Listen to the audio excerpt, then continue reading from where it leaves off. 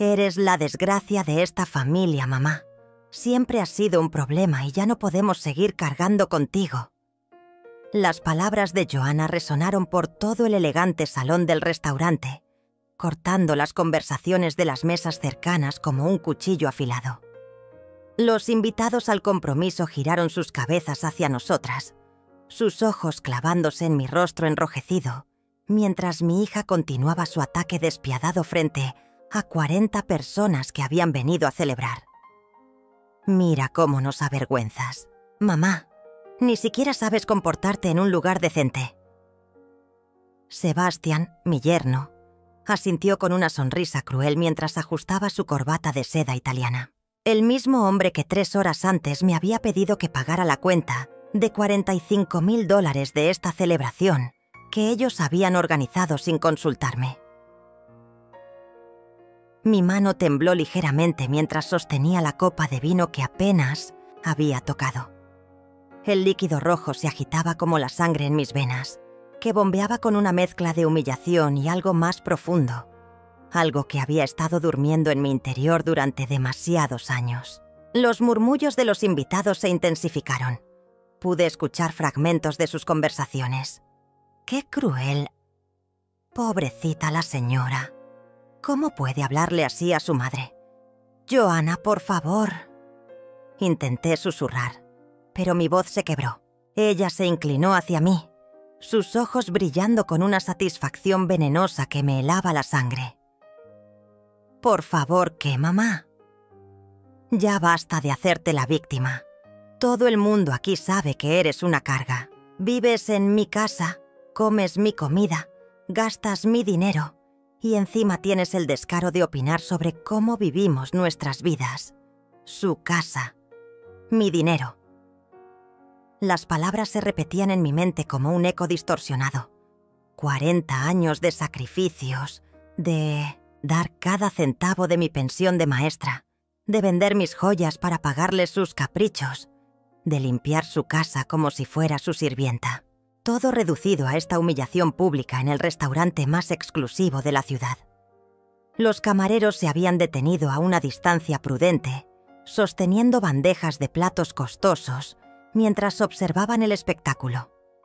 Una mujer en la mesa de al lado susurró algo a su esposo, quien me miró con una mezcla de lástima y incomodidad.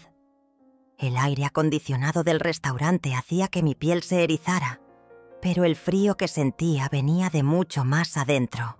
Sebastián tiene razón, continuó Joanna, su voz alzándose un poco más para asegurarse de que todos pudieran escuchar cada palabra.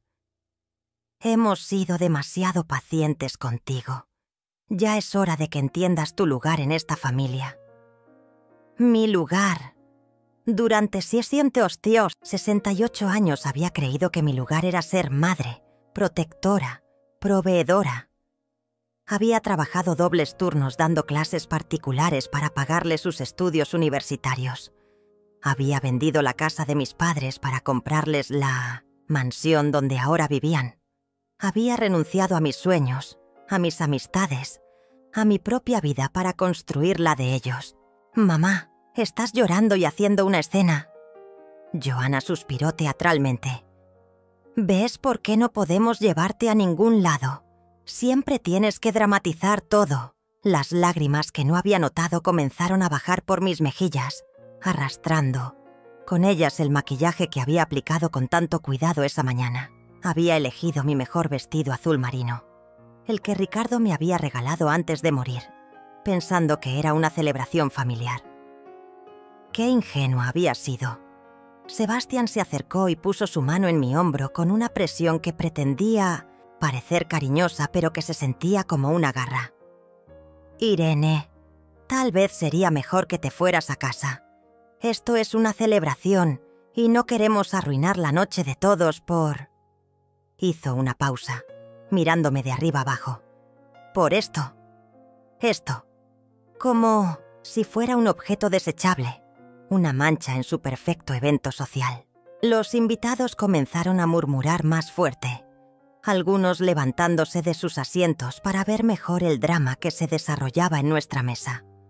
Una anciana en la esquina negó con la cabeza, claramente disgustada por lo que estaba presenciando. «Tienes razón», murmuré finalmente, mi voz apenas audible. Pero no era la voz de la mujer derrotada que esperaban escuchar. Era algo más tranquilo, más peligroso. «Tienes toda la razón, Joanna».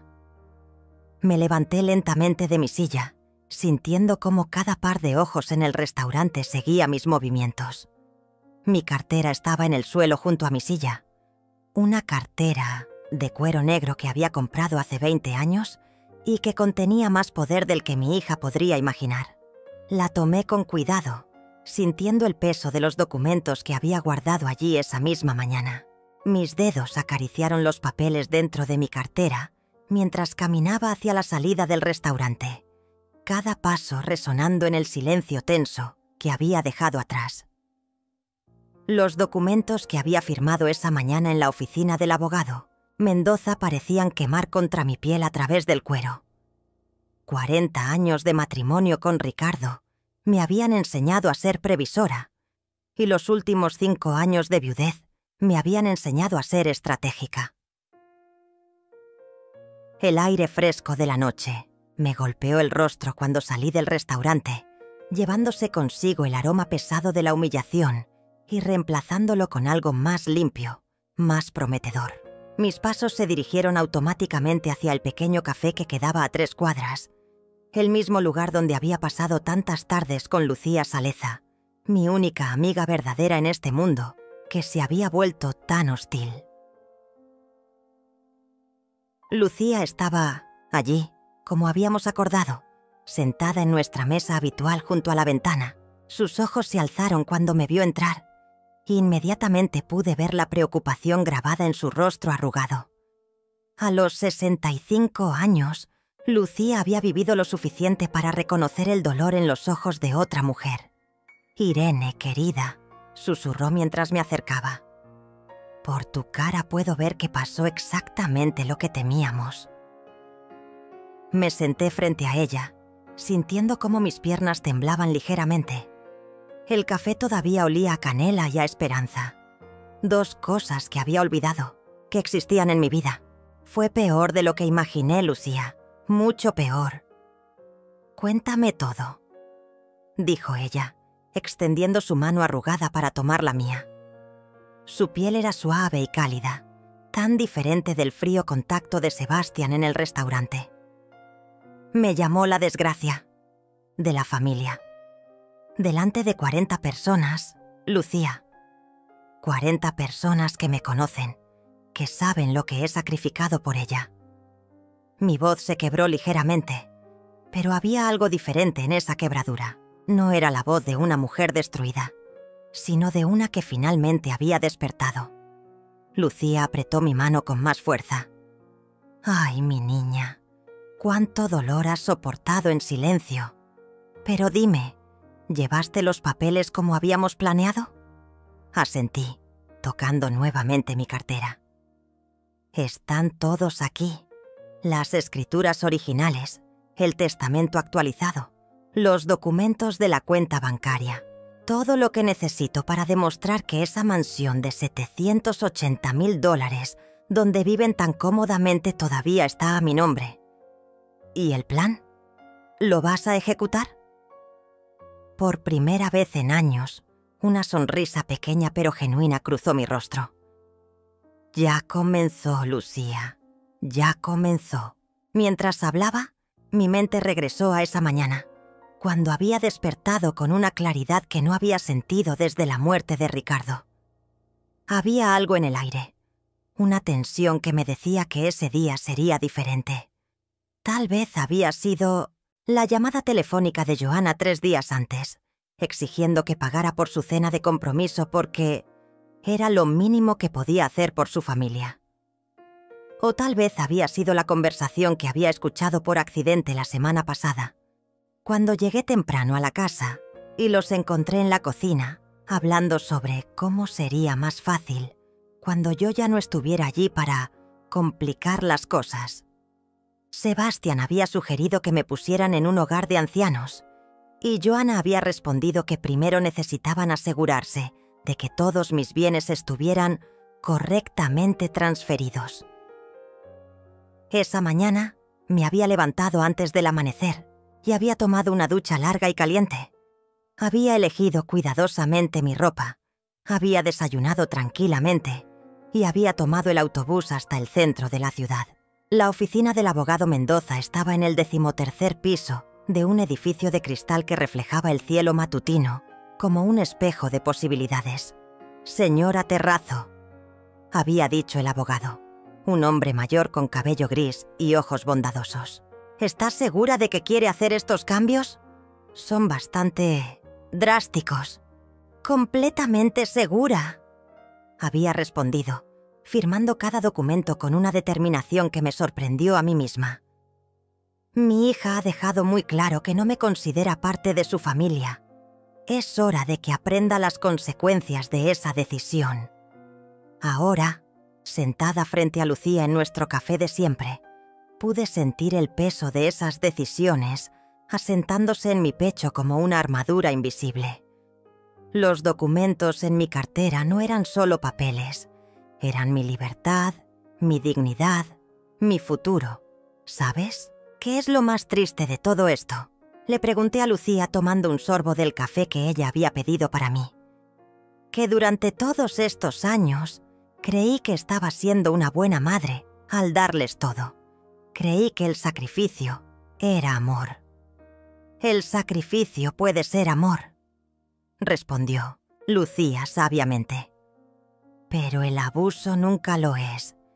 Y lo que te han hecho, querida, es abuso». Tenía razón. Años de pequeñas humillaciones que había justificado como carácter fuerte de mi hija. Años de pedidos de dinero que nunca fueron devueltos. Años de vivir como una huésped indeseada en la casa que yo había comprado con el dinero de la venta de la propiedad de mis padres. El sonido de mi teléfono interrumpió mis pensamientos. La pantalla mostraba el nombre de Joana, y por un momento consideré no responder. Pero algo dentro de mí, una curiosidad oscura y satisfactoria, me hizo deslizar el dedo para contestar. «Mamá, ¿dónde estás?». Su voz sonaba diferente ahora, sin la crueldad venenosa de hace una hora. Había una nota de preocupación, casi de pánico, que me resultó extrañamente gratificante. «En el café con Lucía», respondí con una calma que no sabía que poseía. «Necesitas venir a casa, ya. Sebastián está furioso y yo... necesitamos hablar. Estoy cómoda aquí, gracias». Un silencio largo se extendió por la línea. Pude escuchar voces de fondo. La voz de Sebastián preguntando algo que no logré entender. «Mamá, por favor, sé que las cosas se salieron de control en el restaurante, pero... ¿se salieron de control?». La interrumpí, sintiendo como una risa amarga subía por mi garganta. «Joana, me humillaste delante de 40 personas. Me llamaste la desgracia de la familia. Me trataste como si fuera un animal callejero que había entrado por error a su preciosa celebración. Yo estaba estresada. La organización del evento, los gastos, todo ha sido muy difícil para nosotros. Los gastos, $45.000 que habían salido de mi cuenta bancaria sin que me consultaran los detalles. Sebastián había elegido el restaurante más caro de la ciudad. Había pedido el menú más exclusivo. Había invitado a gente que ni siquiera conocía bien. Todo con mi dinero. Y ahora hablaba de estrés. «Difícil para ustedes», repetí lentamente. «Joana, trabajé 40 años como maestra para construir lo que tienen. Vendí la casa de tus abuelos para comprarles esa mansión. He pagado sus cuentas, sus vacaciones, sus caprichos durante 5 años desde que Ricardo murió.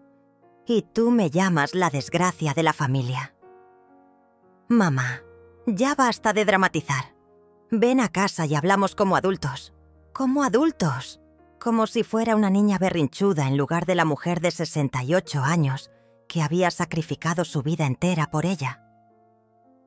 «No voy a casa esta noche». dije finalmente. ¿Qué quieres decir con que no vienes a casa? ¿Dónde vas a dormir? Eso no es tu problema, Joanna. Según tú, ya no soy parte de tu familia. Colgué el teléfono antes de que pudiera responder. Mis manos temblaban ligeramente, pero no de miedo. Era adrenalina pura, la sensación embriagadora de finalmente haber puesto un límite después de años de ser una alfombra para que otros caminaran sobre mí. Lucía me observaba con una mezcla de orgullo y preocupación. ¿Dónde vas a dormir realmente? En el hotel del centro. Ya hice la reservación esta mañana. Lo planeaste todo, ¿verdad? Asentí. Cuando una vive tanto tiempo siendo predecible, la gente olvida que también puede ser estratégica. Había reservado una suite en el Hotel Emperador, el mismo lugar donde Ricardo y yo habíamos pasado nuestra luna de miel 43 años atrás. Había algo poético en regresar allí, en el momento más importante de mi nueva vida. Mi teléfono volvió a sonar. Esta vez era Sebastián. Irene, necesitamos que vengas inmediatamente. Hay un problema con los documentos de la casa y necesitamos tu firma para resolverlo. Un problema con los documentos. Mi sonrisa se hizo más amplia. ¿Qué tipo de problema, Sebastián? Es complicado. Mejor vienes y te explicamos en persona. Estoy ocupada. Irene, esto es serio. Pueden embargarnos la casa si no firmamos estos papeles antes de mañana. Embargo. La palabra flotó en el aire como una campana de advertencia. Por supuesto que había un embargo. Sebastián había estado usando la casa como garantía para sus negocios fallidos, sin decirme. Había descubierto eso también esa mañana, cuando el abogado Mendoza me mostró los documentos que habían intentado procesar sin mi conocimiento. «Qué interesante», murmuré. «¿Y por qué necesitan mi firma?» Porque técnicamente la casa todavía está a tu nombre. Pero sabemos que es solo un tecnicismo, ¿verdad? Tú nos la regalaste cuando nos casamos. Técnicamente, la casa de $780,000 que ellos consideraban suya estaba técnicamente a mi nombre. El mismo nombre que aparecía en todos los documentos originales, en todas las cuentas bancarias, en todos los papeles legales que importaban. Sebastián, dije suavemente, saboreando cada palabra. Jamás les regalé esa casa. Ustedes viven allí porque yo se los permití.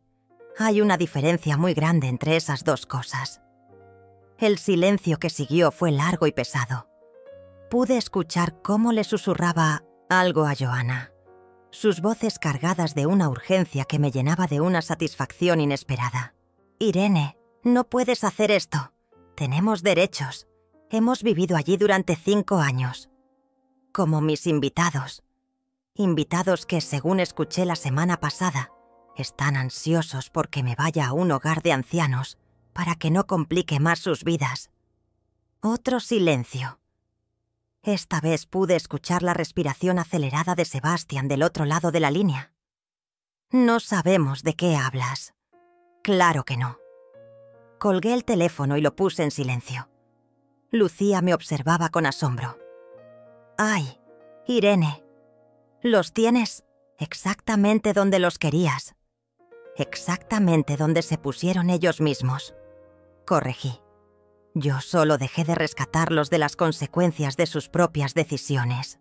La habitación del Hotel Emperador tenía la misma vista al parque que recordaba de mi luna de miel, pero esta vez las luces de la ciudad me parecían diferentes, más brillantes, más llenas de posibilidades.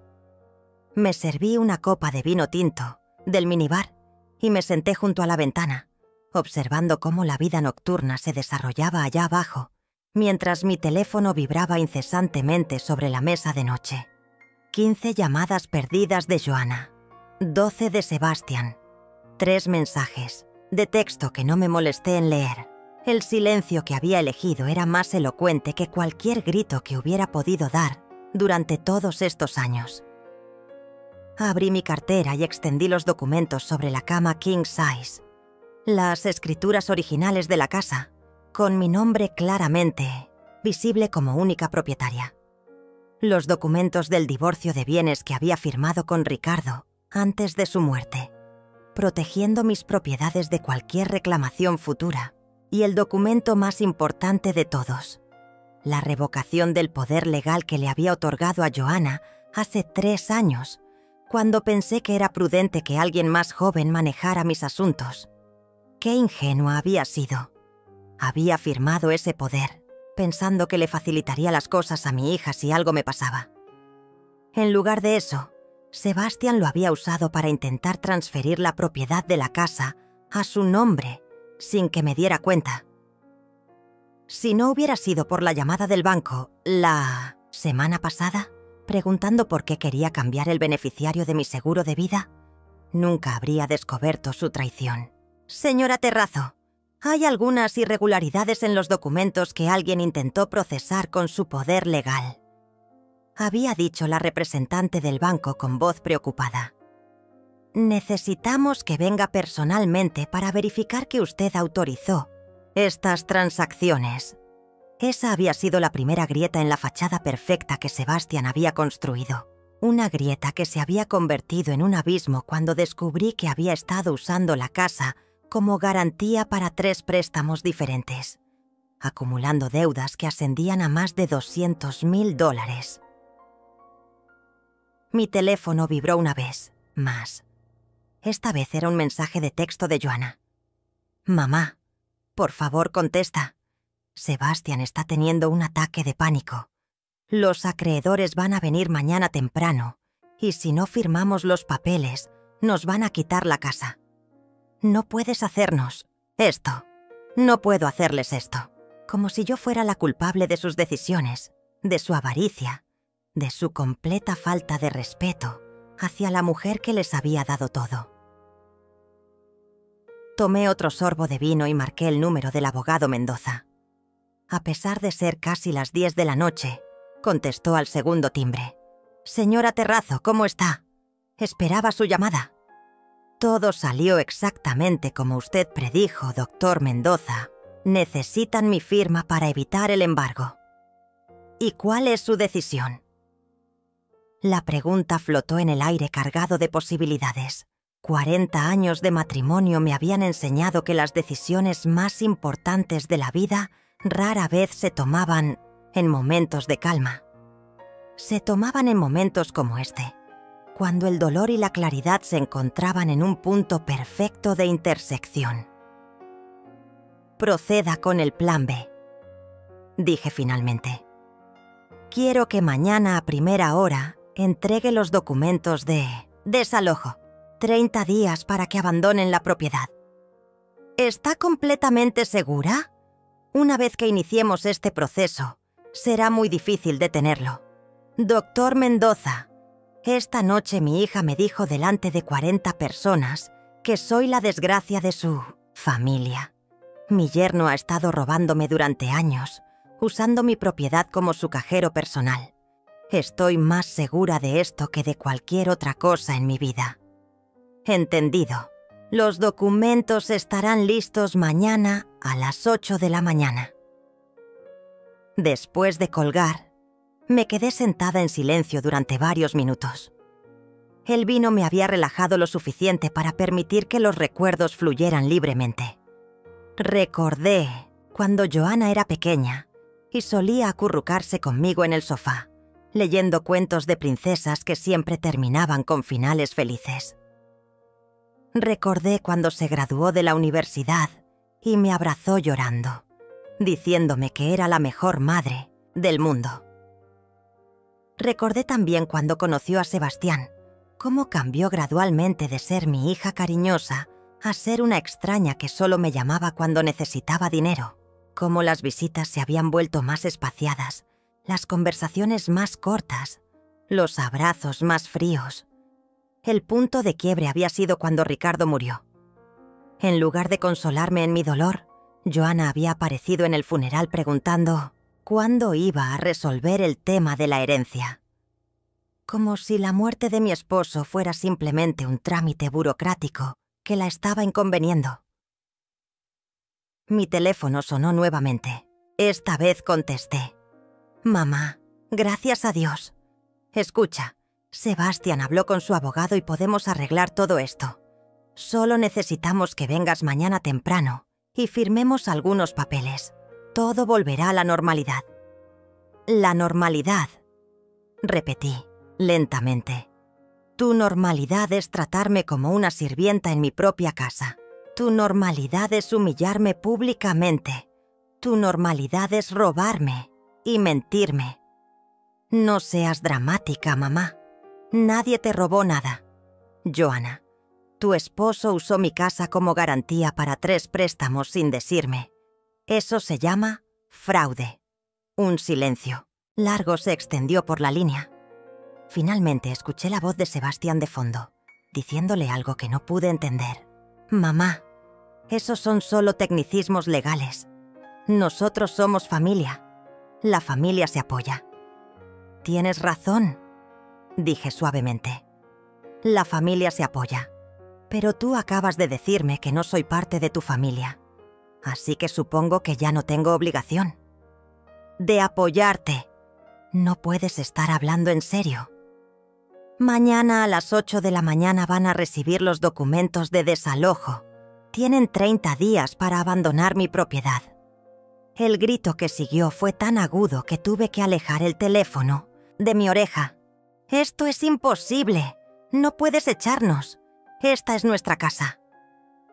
El grito de Joanna atravesó el auricular con una desesperación que jamás había escuchado en su voz.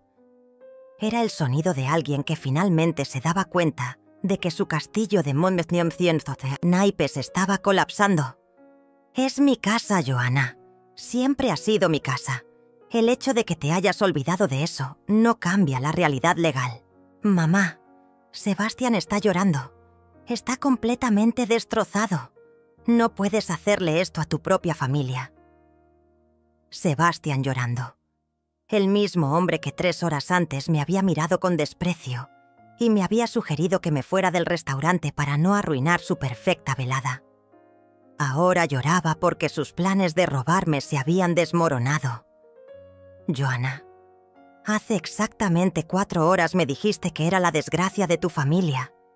¿Ahora resulta que soy tu familia otra vez? ¡Qué conveniente! Estaba enojada. La gente dice cosas cuando está enojada. La gente borracha o drogada dice cosas cuando está alterada. Tú estabas completamente sobria y calculadora. Cada palabra que dijiste fue deliberada, diseñada para humillarme de la manera más dolorosa posible. Pude escuchar cómo le pasaba el teléfono a Sebastián. Su voz sonaba ronca, quebrada por el llanto que aparentemente era real. «Irene, por favor. Sé que cometimos errores, pero esto va a destruir nuestras vidas. Tenemos compromisos, pagos que hacer. No podemos perder la casa. Compromisos que hicieron con mi dinero y mi propiedad sin consultarme. Pensamos que entenderías. Somos familia.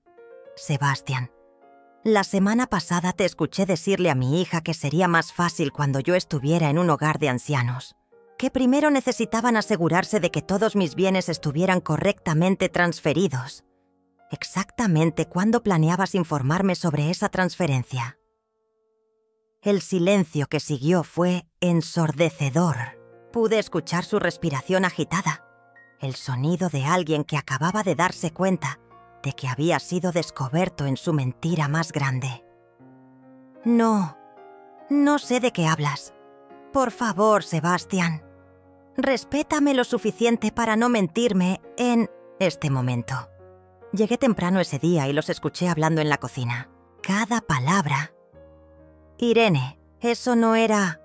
No lo decíamos en serio. Solo estábamos explorando opciones para el futuro. Opciones que incluían robarme mi casa y encerrarme en un asilo.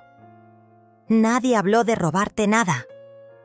Entonces explícame por qué intentaste transferir la propiedad a tu nombre, usando el poder legal que le di a Joanna para emergencias médicas. Explícame por qué usaste mi casa como garantía para 3 préstamos diferentes, sin mi conocimiento. Explícame por qué cambiaste el beneficiario de mi seguro de vida sin decirme. Cada pregunta cayó como una bomba en el silencio del otro lado de la línea. Pude escuchar cómo le susurraba desesperadamente algo a Joanna. Sus voces cargadas de pánico. Todo eso tiene explicación. Te escucho. Necesitábamos capital para el negocio. Era temporal. Íbamos a devolverte todo con intereses. ¿Qué negocio, Sebastián? Tu empresa se declaró en bancarrota hace 6 meses. No tienes trabajo. No tienes ingresos. La única razón por la que no están viviendo en la calle es porque yo he estado pagando todas sus cuentas. Las cosas van a mejorar. Tengo nuevas oportunidades. Con mi dinero, por supuesto. Irene, por favor, dame una oportunidad de explicarte todo en persona. Este no es el momento para tomar decisiones drásticas. Decisiones drásticas, como si defender mi propia dignidad y proteger mis bienes fuera algo extremo e irracional. Sebastián, la única decisión drástica que tomé fue permitir que vivieran en mi casa gratis durante 5 años. La única decisión drástica fue seguir apoyándolos financieramente, mientras ustedes planeaban cómo robarme todo lo que tengo. No es robo si somos familia. Tienes razón. No es robo si somos familia.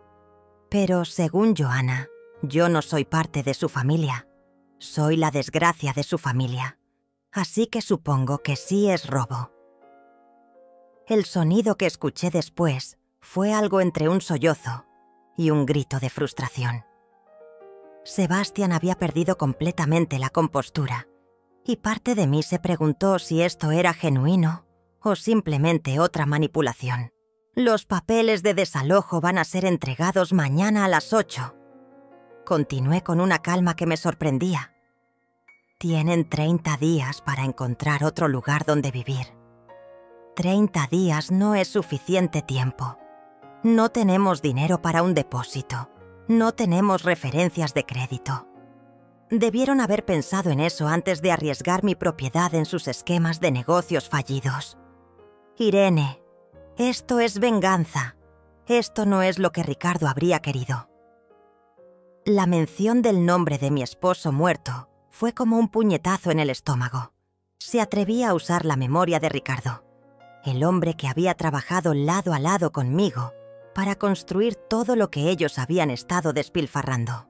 No te atrevas a mencionar a Ricardo. Susurré, sintiendo cómo la ira subía por mi garganta como lava líquida. Ricardo sabía el valor del trabajo duro y la honestidad. Ricardo jamás habría aprobado lo que ustedes me han hecho. Él habría querido que su familia se mantuviera unida. Su familia se mantuvo unida mientras él vivió porque había respeto mutuo. Ustedes destruyeron esa unidad el día que decidieron que era más fácil robarme que trabajar para ganarse la vida.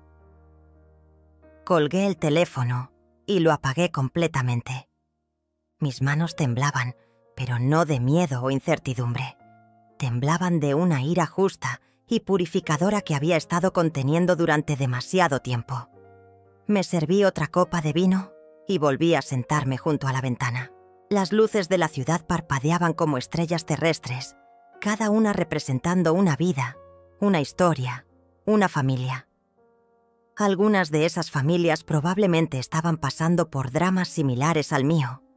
Otras estarían cenando juntas, riéndose, apoyándose mutuamente de manera genuina. Por primera vez en años no sentí envidia de esas familias felices. Sentí esperanza de que tal vez, algún día, yo también podría construir algo real y auténtico con las personas que quedaran en mi vida. La mañana llegó con una claridad cristalina que contrastaba dramáticamente con la tormenta emocional de la noche anterior. Me desperté en la cama king size del hotel, sintiéndome más descansada de lo que había estado en años.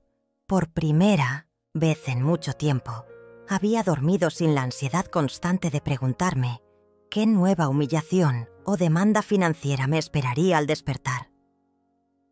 Mientras desayunaba en el elegante restaurante del hotel, mi teléfono comenzó a vibrar sobre la mesa. Lo había encendido apenas unos minutos antes y ya mostraba 32 llamadas perdidas acumuladas durante la noche. 24 de Joanna, 8 de Sebastian. También había una larga lista de mensajes de texto que decidí revisar mientras saboreaba mi café y mis tostadas con mermelada de fresa. «Mamá, por favor, llámame. Necesitamos hablar». «Sebastian no ha dormido en toda la noche. Está enfermo de preocupación. No puedes hacer esto. Somos tu familia». «Los acreedores vinieron a las 6 de la mañana. Necesitamos una solución ya». El último mensaje había llegado hace apenas una hora. «Mamá, si no contestas en las próximas 2 horas, Sebastian va a tener que hacer algo drástico. Su presión arterial está por las nubes y está hablando de cosas terribles. Por favor, no dejes que esto llegue tan lejos. Algo drástico. Cosas terribles. La misma manipulación emocional de siempre, pero ahora con un toque de chantaje suicida. Sebastian había usado esta táctica antes, cada vez que sus negocios fallaban o cuando necesitaba dinero para cubrir sus apuestas perdidas. Joanna siempre corría a rescatarlo, y por extensión, yo siempre terminaba pagando las cuentas de su rescate. Marqué el número del doctor Mendoza mientras terminaba mi desayuno. «Buenos días, señora Terrazo. Los documentos ya fueron entregados. Su hija y su yerno los recibieron hace exactamente 1 hora. ¿Cómo reaccionaron?» El señor Ravesi se desmayó cuando leyó los papeles.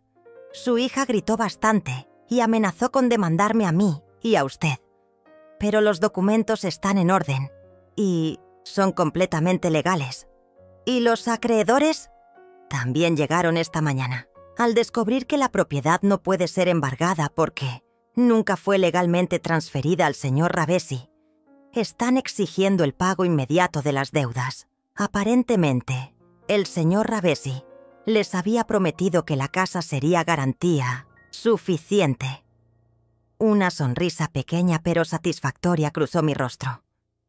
¿Cuánto deben en total? Según los documentos que me mostraron, $236,000 entre los 3 préstamos.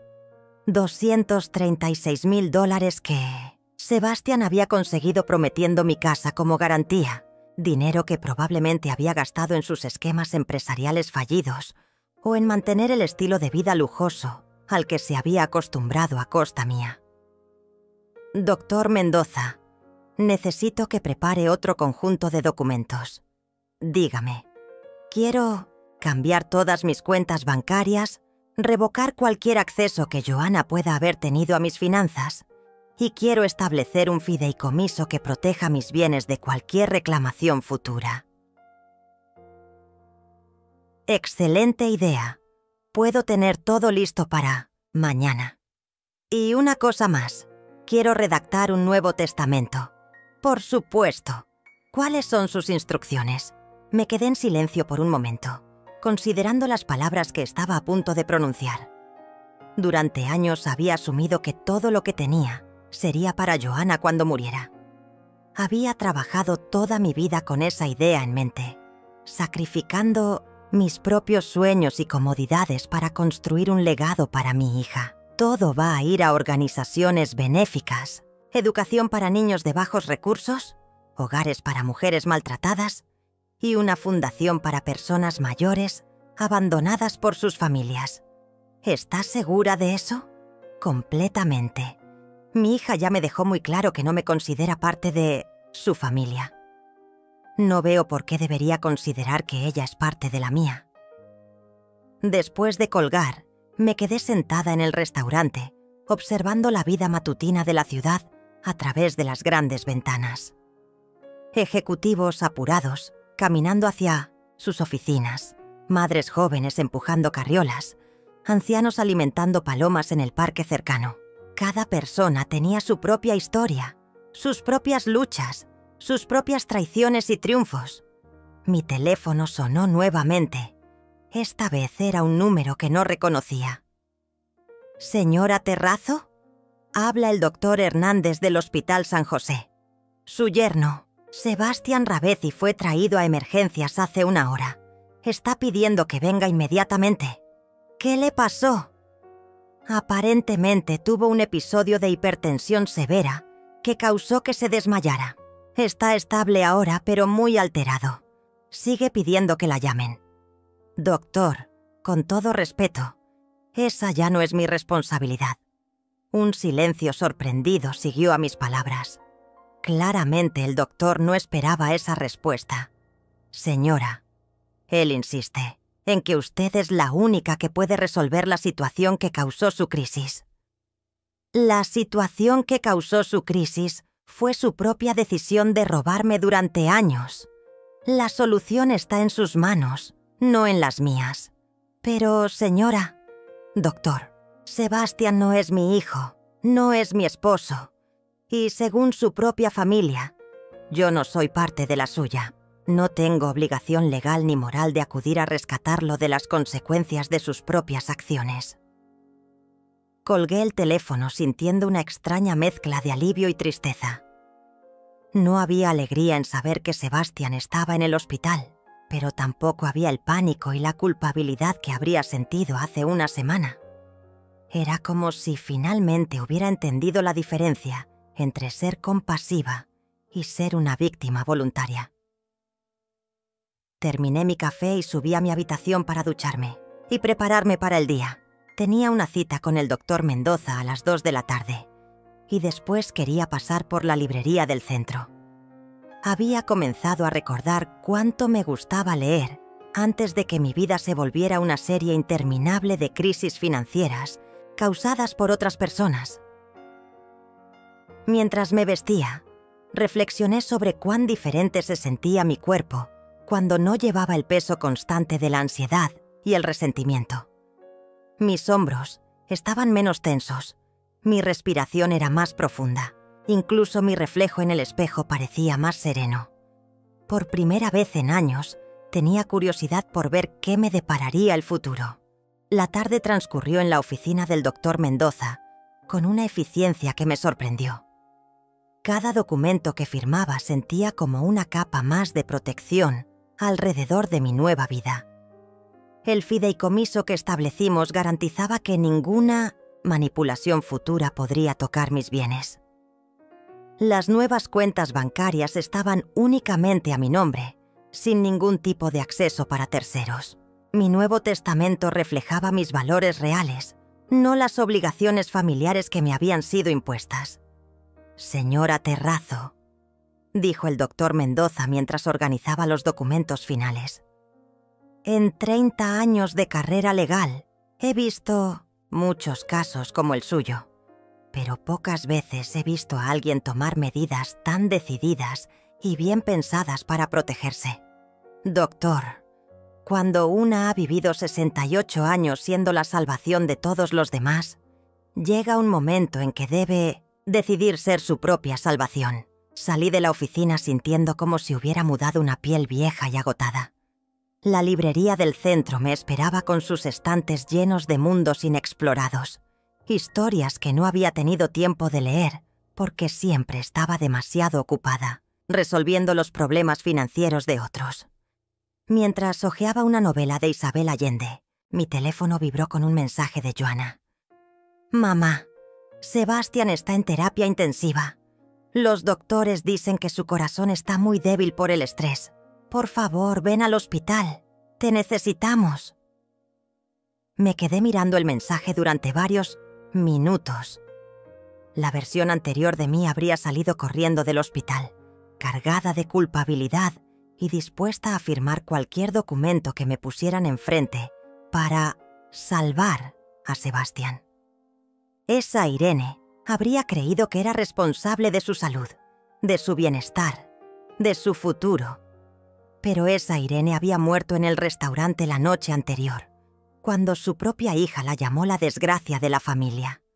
Respondí: «Lamento escuchar sobre su salud. Espero que se recupere pronto. Pero como me dejaron muy claro ayer, yo no soy parte de su familia». La respuesta llegó inmediatamente.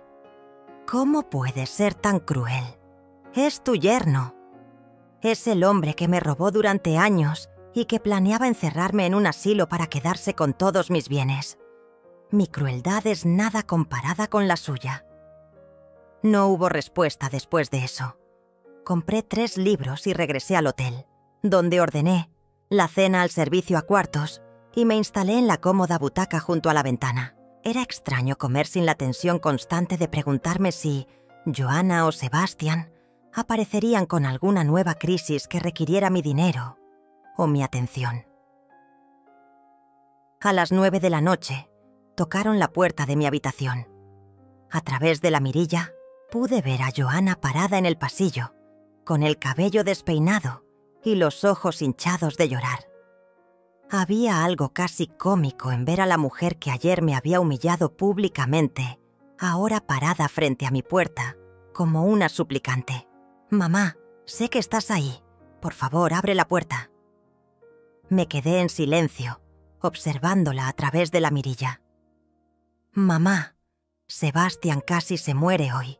Los doctores dicen que si no reduce el estrés, puede tener un infarto real. Necesitas ayudarnos a resolver esto. Ayudarlos a resolver esto». Como si el problema fuera algo que nos había caído del cielo, a todos por igual, en lugar de ser el resultado directo de sus propias decisiones. «Mamá, los acreedores nos están amenazando.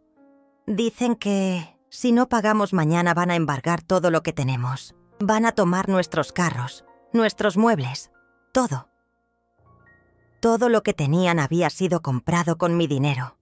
Los carros de lujo que manejaban, los muebles caros, las joyas de Joanna, incluso la ropa que llevaba puesta. Todo había salido de mi cuenta bancaria a lo largo de los años. Sé que estás enojada conmigo», continuó, su voz quebrándose. «Sé que dije cosas terribles anoche, pero no puedes castigar a Sebastian por mis errores. Sebastian no había sido castigado por los errores de ella. Sebastian estaba sufriendo las consecuencias de sus propios fraudes. Pero Joanna había pasado tantos años culpando a otros por los problemas de su esposo que probablemente ya no podía ver la diferencia. «Mamá, si no nos ayudas vamos a perder todo. Vamos a quedar en la calle». La calle. El mismo lugar donde yo habría terminado si hubiera seguido permitiendo que saquearan mis finanzas sin límite. La diferencia era que yo había trabajado 40 años para construir lo que tenía, mientras que ellos habían pasado 5 años destruyendo lo que no habían ganado. «Por favor, mamá, solo esta vez más. Te prometo que todo va a cambiar». Esta vez más. Las mismas palabras que había escuchado docenas de veces a lo largo de los años. Cada crisis era la última vez. Cada préstamo era temporal. Cada promesa de cambio era genuina, hasta que se volvía conveniente romperla.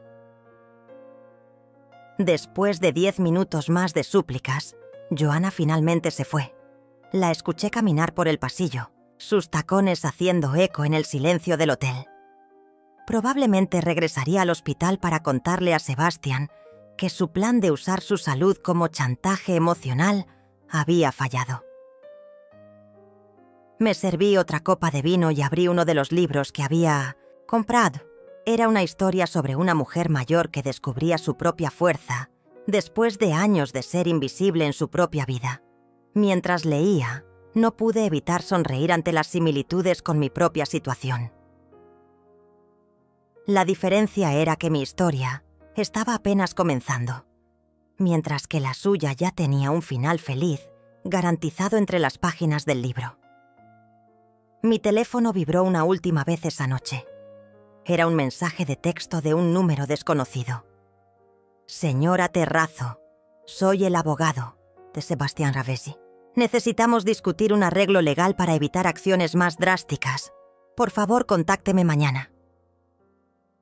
Acciones más drásticas. Me preguntaba qué podrían ser más drásticas que robar la casa de una anciana y planear encerrarla en un asilo. Probablemente amenazas legales vacías, el último recurso de personas que habían agotado todas sus otras opciones de manipulación. Apagué el teléfono y regresé a mi libro. Por primera vez en años, el mañana me parecía lleno de posibilidades, en lugar de obligaciones. La mañana del día 29 llegó con una lluvia suave que golpeaba las ventanas del hotel como lágrimas resignadas.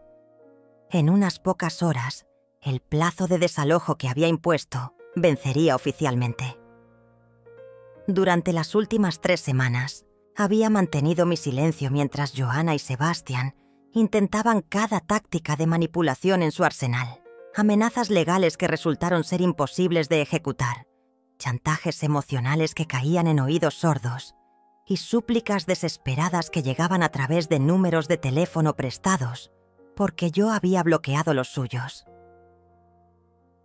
Me vestí cuidadosamente esa mañana, eligiendo un traje azul marino que me hacía sentir profesional y poderosa. Tenía una reunión importante a las 10 con la directora de la Fundación Esperanza Dorada, una organización que ayudaba a mujeres mayores víctimas de abuso financiero familiar. Había decidido no solo donar dinero, sino también ofrecer mi tiempo como voluntaria. Quería usar mi experiencia para ayudar a otras mujeres que estuvieran pasando por situaciones similares. Mientras desayunaba en el restaurante del hotel, Lucía se unió a mí como habíamos acordado. En estas 3 semanas, nuestra amistad se había fortalecido enormemente. Ella había sido mi ancla emocional durante los momentos más difíciles, recordándome constantemente que elegir mi propia dignidad sobre la comodidad de otros no me convertía en una mala persona. ¿Cómo te sientes hoy?, me preguntó mientras se sentaba frente a mí. Nerviosa, admití. Pero es una nerviosidad diferente. No es el miedo paralizante de antes. Es más como expectativa. ¿Expectativa de qué? De descubrir quién soy cuando no estoy definida por las necesidades de otras personas. Lucía sonrió. Vas a descubrir que eres mucho más interesante de lo que recordabas. A las 9 de la mañana mi teléfono sonó con una llamada del doctor Mendoza. Señora Terrazo, hay novedades importantes. El abogado de Sebastián Ravezi me contactó esta mañana. Aparentemente quieren proponer un acuerdo. ¿Qué tipo de acuerdo? Están dispuestos a mudarse voluntariamente hoy si usted acepta no presentar cargos criminales por el fraude con los documentos de la propiedad. Me quedé en silencio por un momento, procesando la información. Sebastián finalmente había entendido que sus acciones constituían un delito real con consecuencias reales. Y, ¿si me niego? Entonces procederemos con el desalojo forzoso esta tarde, y usted mantiene el derecho de presentar cargos criminales si lo desea en el futuro. Doctor Mendoza, quiero que procedan con el desalojo. No acepto ningún acuerdo. ¿Está segura? Los cargos criminales pueden ser un proceso largo y desgastante. Estoy segura. Sebastián necesita enfrentar las consecuencias completas de sus acciones. Si no lo hace ahora, simplemente encontrará a otra víctima en el futuro. Después de colgar, Lucía me miró con una expresión de orgullo y preocupación mezcladas. ¿Estás preparada para lo que viene? Lucía, he estado preparándome para esto durante 3 semanas. He llorado todas las lágrimas que tenía que llorar. He sentido toda la culpabilidad que estaba dispuesta a sentir. Ahora solo queda la determinación. A las 2 de la tarde llegamos a la casa que había sido mi hogar durante 5 años, pero que nunca había sentido realmente mía. El sheriff y sus asistentes ya estaban allí, junto con el doctor Mendoza y un camión de mudanzas que Joanna había alquilado a última hora. Desde el auto pude ver cajas apiladas en el jardín delantero, muebles cubiertos con sábanas esperando ser cargados. Sebastián estaba sentado en los escalones del porche, con la cabeza entre las manos, mientras Joanna dirigía a los cargadores con una expresión de furia verla contenida. Cuando me vio bajar del auto, se acercó corriendo. Mamá, todavía podemos arreglar esto. No tiene que llegar tan lejos. Ya llegó tan lejos, Joanna. Llegó tan lejos el día que decidiste humillarme públicamente y llamarme la desgracia de tu familia. Estaba enojada. La gente dice cosas estúpidas cuando está enojada. No, Joanna. La gente revela sus verdaderos sentimientos cuando está enojada. Finalmente dijiste en voz alta lo que habías estado pensando durante años. Sebastian se acercó, caminando lentamente como un hombre derrotado.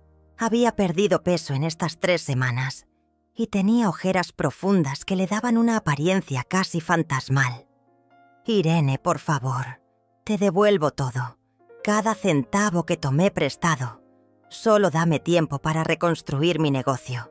Sebastian, no. Tomaste prestado nada. Robaste. Y no tienes ningún negocio que reconstruir porque nunca tuviste uno real para empezar. Todo esto por venganza, murmuró Joanna. Estás destruyendo tu propia familia por venganza. No, Joanna. Estoy protegiendo lo que queda de mi dignidad y mi futuro. Ustedes destruyeron esta familia hace años. Yo solo dejé de fingir que seguía intacta. El sheriff se acercó con una expresión profesional, pero no unkind. Señora Terrazo, necesitamos que confirme que quiere proceder con el desalojo. Proceda, sheriff. Tienen 1 hora para terminar de sacar sus pertenencias. Mientras observaba cómo sacaban los últimos muebles de la casa, sentí una extraña mezcla de tristeza y liberación. Esta casa había sido testigo de algunos de los años más difíciles de mi vida, pero también había sido el escenario de mi transformación de víctima a sobreviviente. Joanna hizo un último intento, acercándose a mí con lágrimas en los ojos. Mamá, soy tu única hija. Soy todo lo que te queda de papá. No, Joanna. Tú eres lo que elegiste ser. Y elegiste ser alguien que no reconozco ni respeto. Mi hija murió el día que decidiste que era más fácil robarme que amarme. No puedes estar hablando en serio. Nunca he hablado más en serio en mi vida. El camión de mudanzas se alejó 1 hora después, llevándose consigo los últimos vestigios de la vida que había construido para personas que nunca la valoraron. Sebastian y Joanna se fueron en su auto, sin decir una palabra final, sin mirar atrás. Me quedé parada en el jardín de la casa vacía, sintiendo cómo la lluvia se había detenido y el sol comenzaba a filtrarse a través de las nubes. El sheriff se acercó una última vez. Señora, ¿va a estar bien? Esto nunca es fácil, incluso cuando es lo correcto. Voy a estar más que bien, sheriff. Por primera vez en años, voy a estar libre.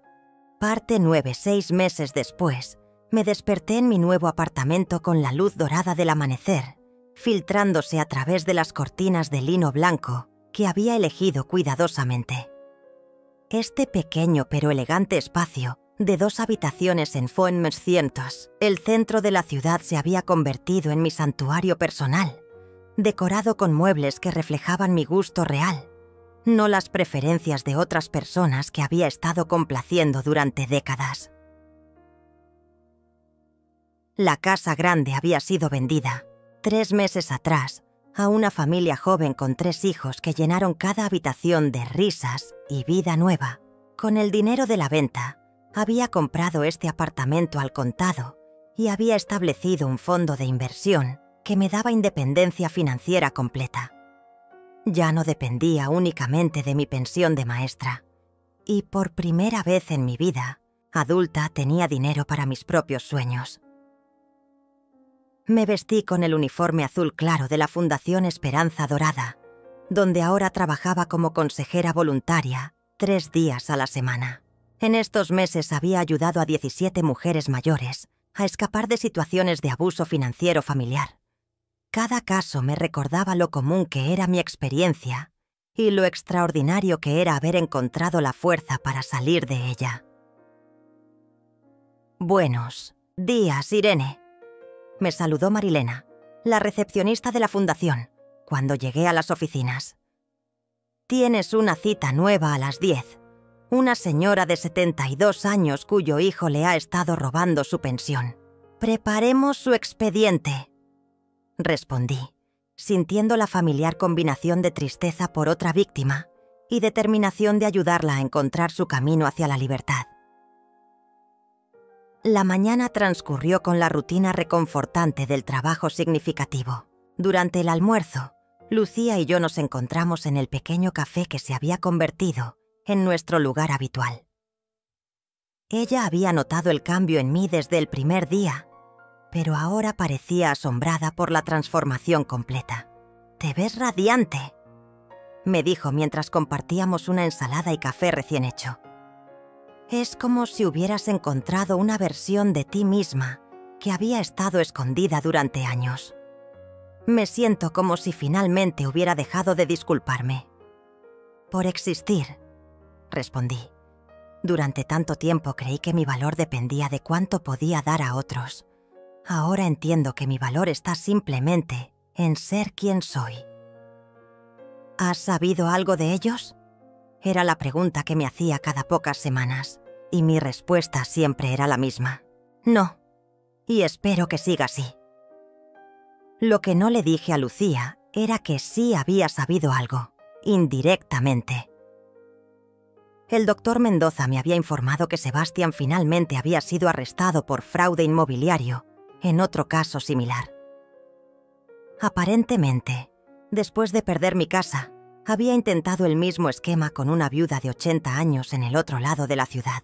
Esta vez, sin embargo, el hijo de la señora era abogado y Sebastián había sido descubierto antes de poder completar su estafa.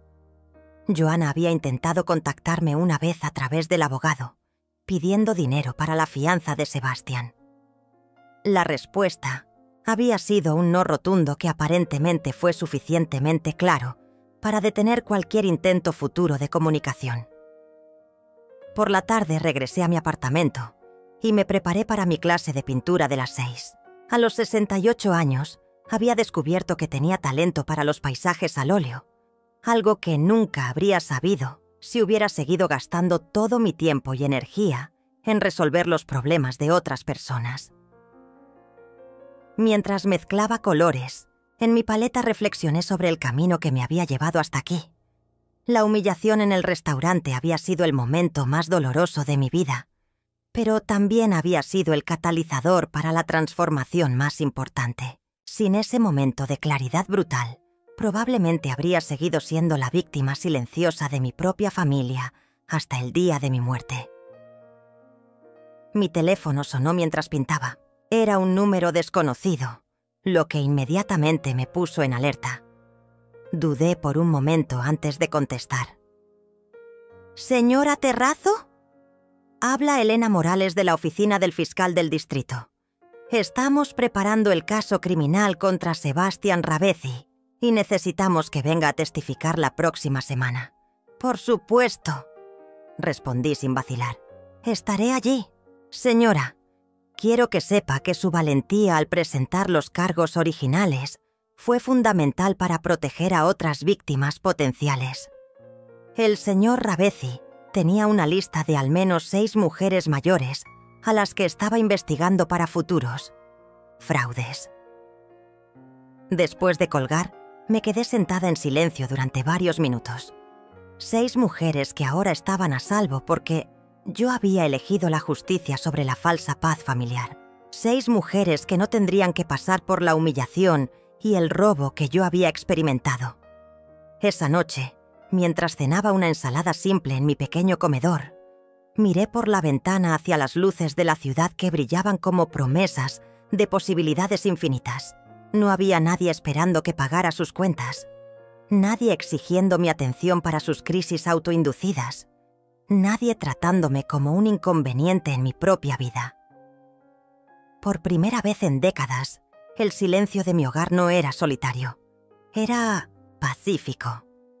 Abrí mi diario, una práctica que había comenzado poco después de mudarme, y escribí las palabras que se habían convertido en mi mantra diario. Hoy elegí mi dignidad sobre la comodidad de otros. Hoy recordé que el amor real no requiere que me anule a mí misma para existir.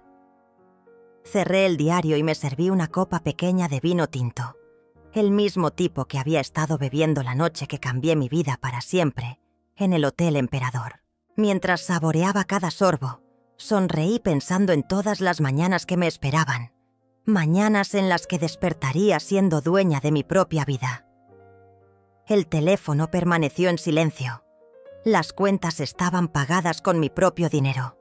Nadie vendría a pedirme nada que no estuviera dispuesta a dar libremente. Me quedé dormida esa noche con una sensación de completitud que no había sentido desde la infancia. Por primera vez en décadas, era libre. Y esa libertad sabía exactamente cómo había imaginado que sabría.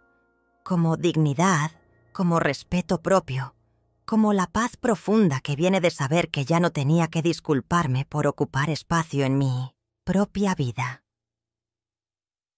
Al fin, después de 68 años, había aprendido la diferencia entre ser amada y ser usada, y había elegido ser respetada por encima de ambas.